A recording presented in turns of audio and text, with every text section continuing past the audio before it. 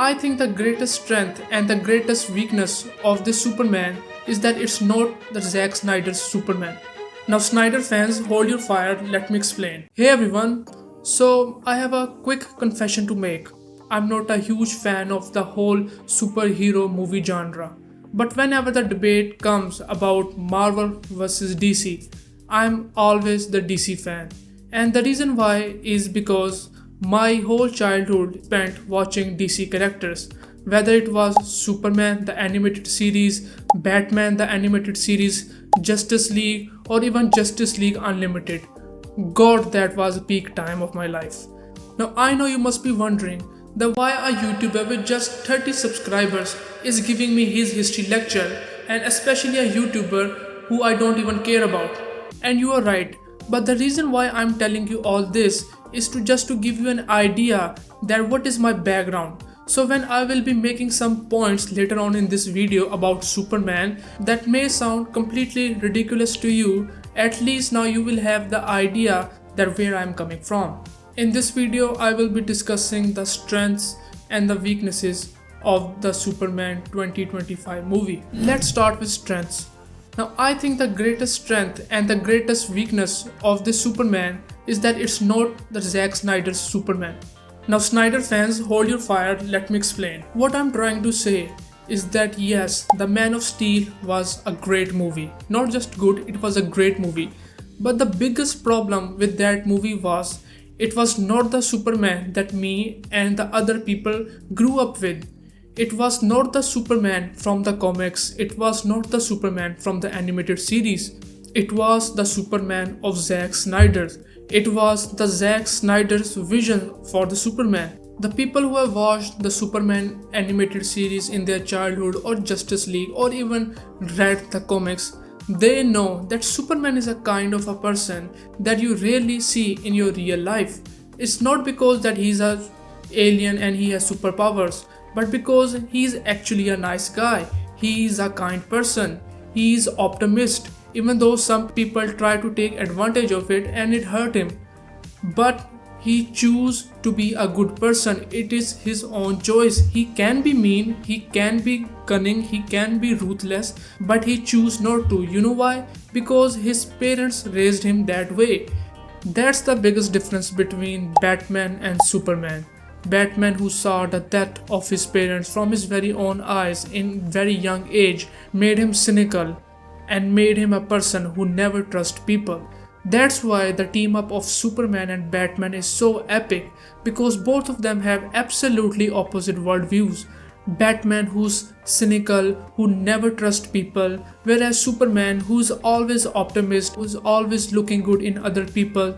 That's what makes the team up of Batman and Superman makes so legendary. Batman, who's cynical, represents darkness, whereas Superman, who's always optimist, represents the beacon of hope. And that's what the James Gunn Superman did. It represents a beacon of hope, whereas the Superman of Snyder, it never felt that way. Which brings me to the next point. If you look the whole visuals, the whole aesthetics of the movie, even just from looking at the trailer, you can see that it's so vibrant, it's so colorful. It gives you the vibe that this movie is something about hope. Just by looking at the visuals, even from the trailer, you can assume that. Whereas the Snyder's movie, it was dark and grim. Now I want to talk about the acting aspect of this movie. Now I know for many people that Henry Cavill is the ultimate Superman, and I get it, he was the Superman, even I know that. But I think David Corenswet did a hell of a job. He nailed the actual representation of Superman from the comics. Just to give you an example, and you can watch this in trailer as well, before giving an interview, he slightly changed his voice from Clark Kent to Superman, and also his posture, which is a very subtle touch, but you can feel it. I think he did a great job. Not just him, but also Rachel. She absolutely felt like the comic version of Lois Lane. The way she asked questions while interviewing, it felt like the actual interview, the way she was pressing him on questions. And also Nicholas Hoult. Now I think we can all agree that representation of the Lex Luthor by Nicholas Hoult was hands down the best. This guy totally captured the essence of Lex Luthor, that how much he is insane, that how much he hates Superman, and not just for any reason, he just hates Superman. Overall, the music was great too, especially they brought back the original Superman theme. They remixed it a little, and boy oh boy, when it played during the ending scene, it literally gave me goosebumps and made me emotional, because the theme of Superman, it's so iconic, it's so legendary, and when it played during the climax, I can tell you that was a whole another experience. Now, some weaknesses of the movie. As I said earlier, the greatest strength and the greatest weakness of this movie is that it's not the Zack Snyder Superman. If you're someone who likes the mature theme, the grim tone of the movie, you are absolutely not gonna like it. Like, hands down, there's no way I can convince you to watch this movie, because this movie is so vibrant. This movie is about hope. It's not dark like the Zack Snyder's was. The second weakness which I thought exists in the movie, it was no proper background story of Superman. It felt like the movie assumed that you already knew the story of the Superman. But the thing is that I know the story of the Superman, and maybe you know the story of the Superman, but let's be real here. This movie is for the next generation, the newer generation, who are most probably the Marvel fan, who don't know about Superman. So I think that they should have given the proper flashback, but what they did was the information dumping. When the characters were speaking with each other, they are exchanging information about the Superman. It quickly became so much annoying. The third weakness which I found in this movie were jokes.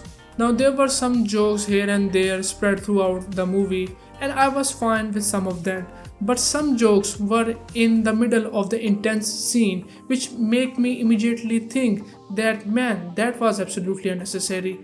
But I guess every other superhero movie that's coming out nowadays is doing that, so I guess that's okay. Last but not the least, there were too many introductions of the characters.